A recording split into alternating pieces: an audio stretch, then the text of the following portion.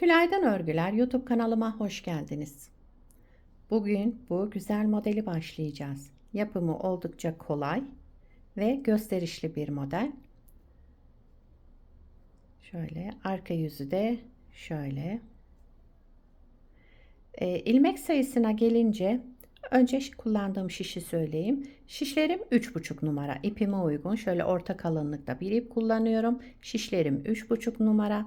İlmek sayısı da şöyle 7 ve 7'nin katları. Yani şöyle her model 7 ilmekten oluşuyor.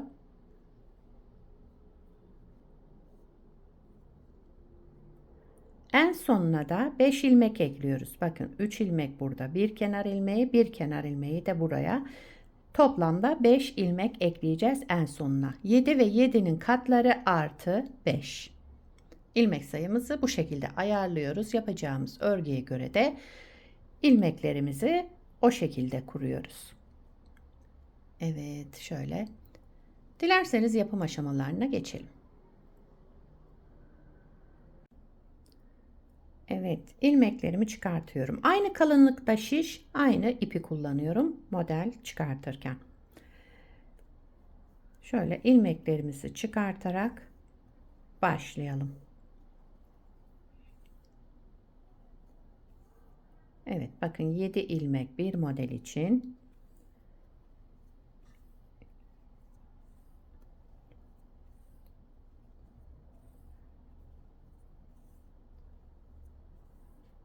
Yedi ilmek de bir model için.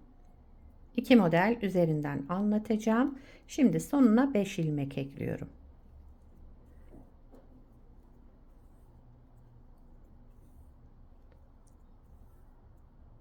Sonuna şöyle 5 ilmek ekledim. Toplamda 19 ilmeğim var şişimde. Lastik yapmayacağım için ben şöyle bir sıra ters öreceğim. Pardon, düz öreceğim. Lastik yapmayacağım için bir sıra düz örüyorum. Ön yüzünde şöyle terslerim oluşacak. Siz lastik hazırladıysanız lastiğin ön yüzünde modeli kurmaya başlayabilirsiniz. Ben şöyle bir sıra zemin oluşturacağım. Bu modele dahil değil. Şöyle bir sıra zemin oluşturuyorum sadece.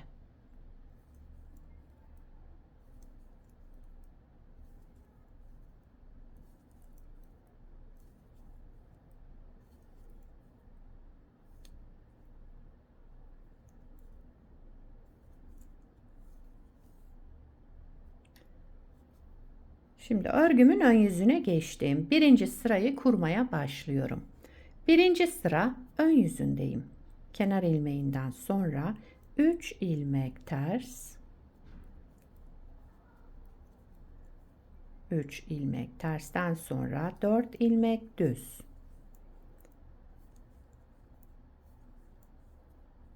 Şöyle. Buraya kadar bir model. Yine 3 ilmek ters, 4 ilmek düz.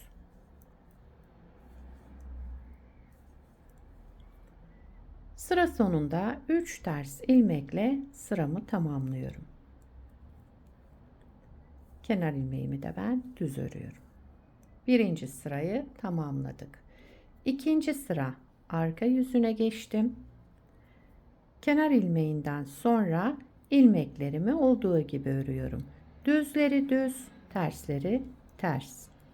Yani 3 düz, 4 ters. 4 sırayı bu şekilde tamamlayacağız. 5. sırada modelimizi şekillendireceğiz.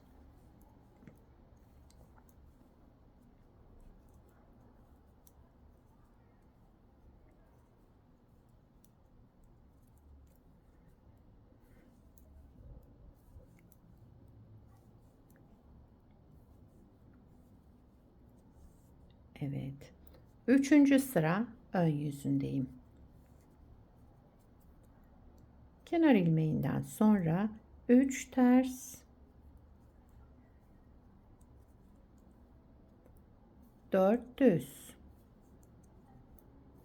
Yine düzleri düz, tersleri ters örerek devam ediyorum.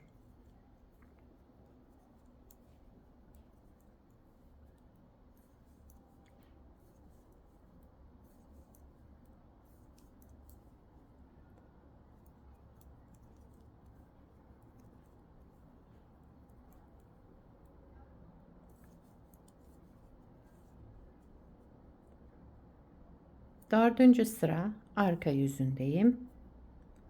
Kenar ilmeğinden sonra düzleri düz, tersleri ters örüyorum yine.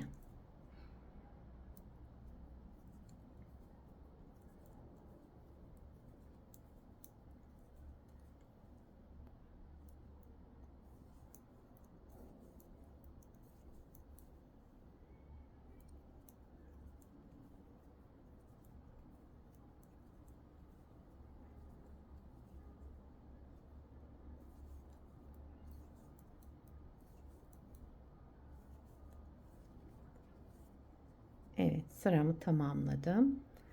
Beşinci sıra ön yüzündeyim. Şimdi burada farklı işlem yaparak modelimizi şekillendireceğiz.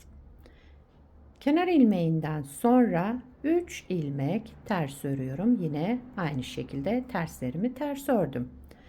400'e gelince şu 2 ilmeğimizi dışa alacağız. Yani içtekileri dışa, dıştakileri de içe çevireceğiz. Şu şekilde gösteriyorum. Bakın 2 ilmeğimi aldım. Birinci ilmeği arka taraftan, ikinci ilmeğimi de ön taraftan tekrar sol şişime taktım ve bunları düz örüyorum. 1 2 ilmek düz ördüm. Aynı işlemi şimdi tersine yapacağım. Şu baştaki ilmeğimi ön taraftan, diğer ilmeğimi arka taraftan aldım. Sol şişime taktım ve bunları düz ördüm. Bakın. Ortadaki ilmekleri dışa aldık. Dıştaki ilmeklerimizi de içe almış olduk. Şöyle yerlerini değiştirdik ve düz ördük. 3 ters ilmek arada yine.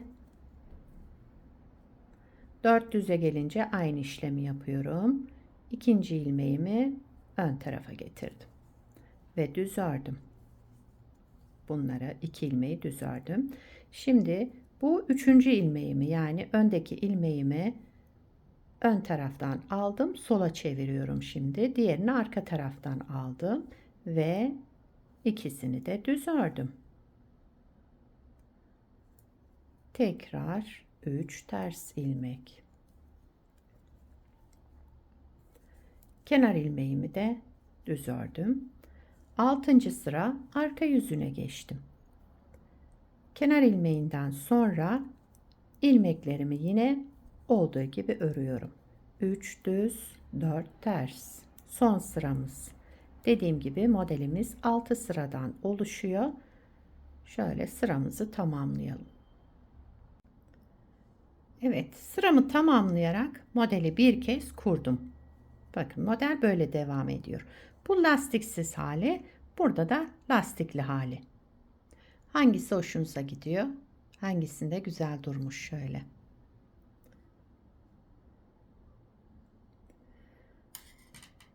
Bu modeli yetişkin örgülerinde, çocuk örgülerinde, bebek örgülerinde hepsinde kullanabilirsiniz. Özellikle erkek örgülerini de çok yakışacağını düşünüyorum.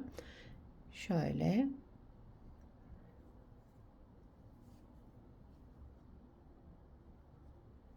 Evet. Beni buraya kadar izlediyseniz arkadaşlar, bir beğeni yapmayı, yorum yapmayı, kanalıma abone değilseniz abone olmayı unutmayın. Şimdiden hepinize teşekkürler.